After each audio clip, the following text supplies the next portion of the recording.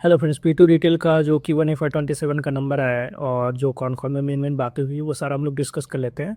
But before starting this discussion, let me just give you the disclosure that this is my portfolio company. Okay, now पहले हम लोग उनका revenue growth का जो revenue growth और जो भी मेन मेन नंबर्स है उनके बारे में बात करते हैं। तो रेवेन्यू उनका 56% वाई से ग्रोथ हुआ है, नॉट 56, 58% वाई से ग्रोथ हुआ है और 997 करोड़ का रेवेन्यू किया उन्होंने।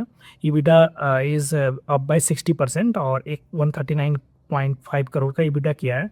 ईबिटा मार्जिन 14.0% है और जो Q1 FY26 का अगर ईबिटा मार्जिन देखते हैं तो दैट वाज 13.8%, मतलब वहाँ पर भी ग्रोथ हुआ है।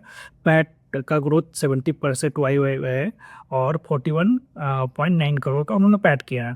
पैट मार्जिन 4.2% है। Same store sales growth is 7.5% के आसपास है और वो थोड़ा लो है। What they said that may be because of the अधिक मास के कारण हुआ है, बट जो उनका गाइडेंस है 8 से 10% का SSG, so that is same, उसमें कुछ चेंजेस नहीं किया उन्होंने।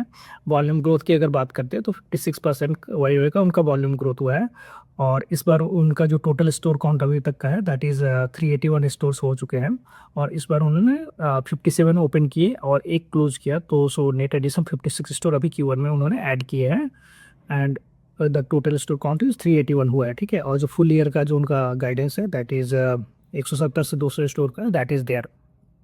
ठीक है, नाउ दे टॉक्ट अबाउट कि फुल जो फुल प्राइस से सेल है उनका दैट इज 90% के आसपास they are doing this full price sale, मतलब विदाउट डिस्काउंट सेल 90% के आसपास मटेरियल का वो लोग प्रोडक्ट का वो लोग फुल प्राइस सेल कर रहे हैं।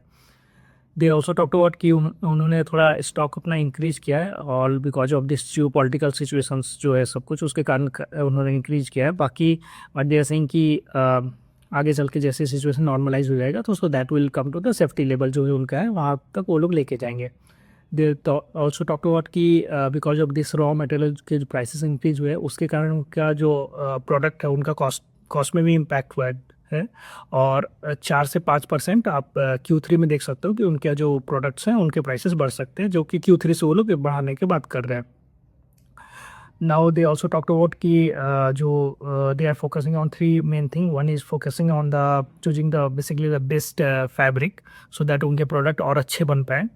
Second thing, they are focusing on the implementing more and more AI in their workflows को automate कर रहे हैं और they are doing this prompt based analysis, ताकि मतलब prompt डाल के कि analysis कर रहे हैं ताकि they get the data faster and able to analyze the data better. Third thing is they are focusing on the team जो कि उनको ग्रोथ में सपोर्ट कर सके।